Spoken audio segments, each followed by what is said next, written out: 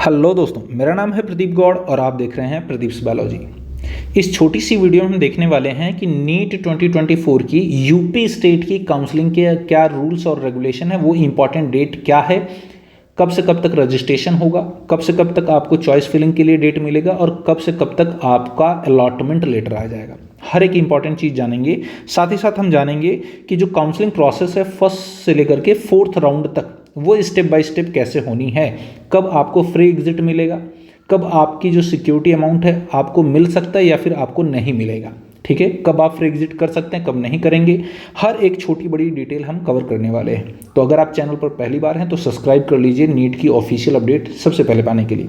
चलिए स्टार्ट करेंगे, time waste नहीं करेंगे आपका। ध्यान से सुनिए बच्चों, ये यूपी गवर्नमेंट का नोटिफिकेशन है, यहाँ पर आप देख सकते हैं। सबसे पहले हम डेट के बारे में बात करेंगे, फिर फीस के बारे में बात करेंगे, हम फिर स्टेप बाय स्टेप देखेंगे कि क्या प्रोसेस होने वाली है यूपी काउंसलिंग के लिए, ठीक है। तो जो डेट ऑफ रजिस्ट्रेशन है वो 20 अगस्त से लेकर के 24 अगस्त तक चलना है। फिर जो date of deposition and security amount है वो आपको देनी पड़ेगी 20 अगस्त से लेकर के 24 अगस्त तक। लेकिन याद रखिए 2 बजे तक आप अपना सिक्योरिटी अमाउंट डिपॉजिट करा सकते हैं, ठीक है। ये हम जानेंगे कि आपको अपने अकाउंट से करना है या फिर किसी काउंसलर के अकाउंट से, इसके भी बारे में जानेंगे। थर्ड पॉइंट दिया गया है कि जो आपकी डेट ऑफ मेरिट लिस्ट है डिक्लेरेशन की वो 24 अगस्त को आ जाएगी। And fourth one, date of online choice filling के लिए आपको टोटल 5 दिन मिलेंगे 24 अगस्त से लेकर के 29 अगस्त तक। क्लियर है। एंड जो डेट ऑफ अलॉटमेंट रिजल्ट है वो 30 अगस्त तक आ जाएगा और आपको उस कॉलेज पर एडमिशन के लिए 31 अगस्त से लेकर के 5 अगस्त का टाइम दिया जाएगा। क्लियर है। जहाँ पर आप जाकर के वहाँ पे इन्फॉर्म करेंगे कि मुझे कॉलेज पसंद है या नहीं पसंद है, मैं लेना चाहता हूँ एडमिशन या नहीं लेना चाहता। वही बात करें फीस की, तो ज़रा ध्यान से समझिए। पहले आपको रजिस्ट्रेशन कहाँ करना है, इस पर्टिकुलर वेबसाइट पर, ठीक है, upneet.gov.in, इस पर्टिकुलर वेबसाइट पर जाकर के आपको अपना रजिस्ट्रेशन करना है। क्लियर है।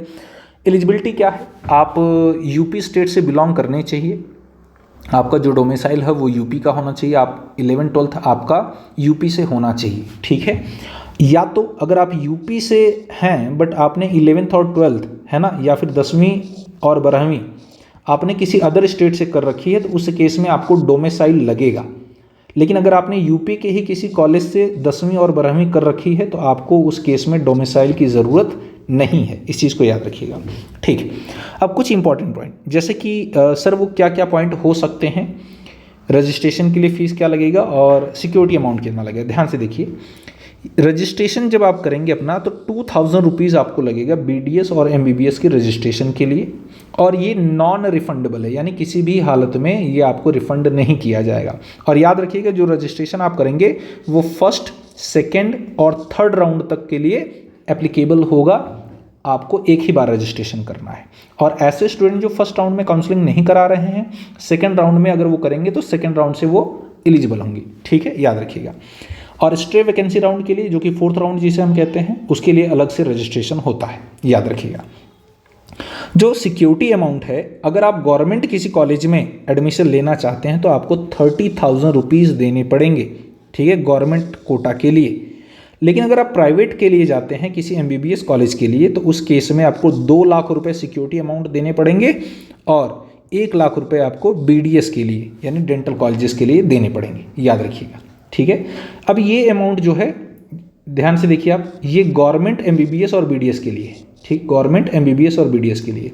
और ये 2 लाख रुपए आपको MBBS के लिए देने हैं, MBBS के लिए देने हैं, और ये 1 लाख रुपए आपको BDS के लिए देने हैं अगर आप प्राइवेट कॉलेज से करते हैं। तो याद रखिएगा, ये जो सिक्योरिटी अमाउंट है ये आपके अकाउंट से या आपके पेरेंट्स के किसी अकाउंट से जानी चाहिए, क्योंकि ये अमाउंट बाद में रिफंड होता है अगर आपको कॉलेज नहीं मिलता है। अगर आपने, मैं बार बार बोल रहा हूँ, इससे पहले भी मैंने बोला है कि अगर आपने ये गलती की कि आपने अपने काउंसलर को दे दिया, किसी एजेंट को दे दिए ये पैसे, और ये 3 महीने बाद 4 महीने बाद जब ये पैसे रिटर्न होते हैं तो आपका काउंसलर जो है बातों से मुकर जाएगा कि पैसे रिफंड नहीं हुए, तो ये आपको नुकसान हो सकता है। क्लियर है, याद रखिएगा इस बात को। अगर कोई हेल्प चाहिए तो आप इन नंबरों पर कॉल कर सकते हैं, आपको इन्फॉर्मेशन प्रोवाइड कर दी जाएगी, ठीक है, ये ऑफिशियल नंबर है। वहीं बात करें हम कि स्टेप्स क्या होंगे काउंसलिंग के फर्स्ट, सेकेंड, थर्ड और फोर्थ राउंड की, चलिए देख लेते हैं। सबसे पहले बात कर लेते हैं फर्स्ट राउंड की काउंसलिंग के लिए।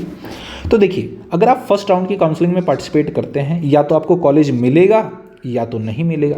सपोज करिए अगर आपको कॉलेज मिलता है तो दो पॉसिबिलिटी हो सकती है।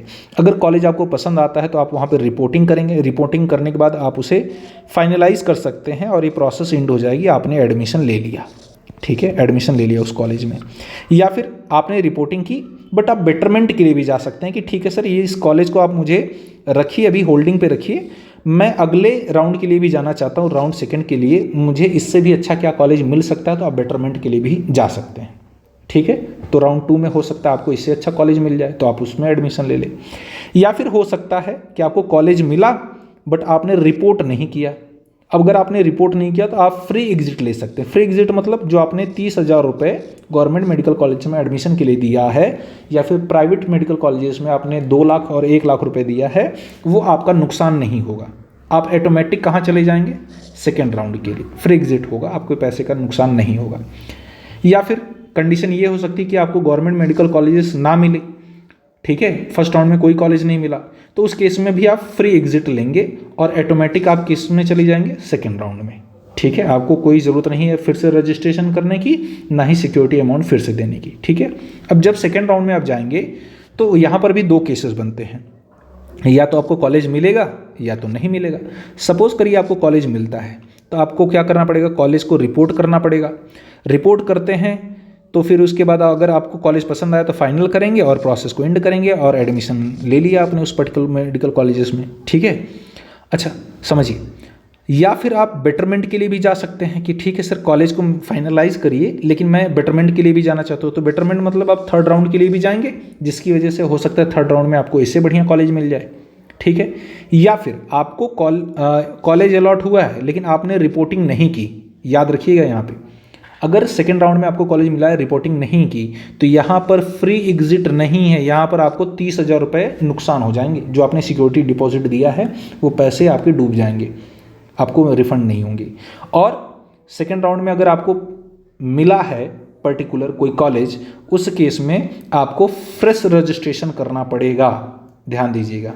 कॉलेज मिला है तो, अगर कॉलेज नहीं मिला है, सपोज करिए कॉलेज नहीं मिला है, उस केस में आपको फ्री एग्जिट मिलेगा और डायरेक्ट आप कहाँ पर आ जाएंगे, राउंड 3 के लिए, ठीक है, राउंड 3 के लिए आ जाएंगे। अब राउंड 3 में क्या होगा ज़रा देखिए आप, राउंड 3 में भी क्या होगा, या तो कॉलेज मिलेगा या तो नहीं मिलेगा। सपोज करिए आपको कॉलेज मिलता है तो आप रिपोर्टिंग करेंगे, रिपोर्टिंग करने के बाद फाइनलाइज करेंगे और प्रोसेस को एंड कर देंगे एडमिशन लेने के बाद।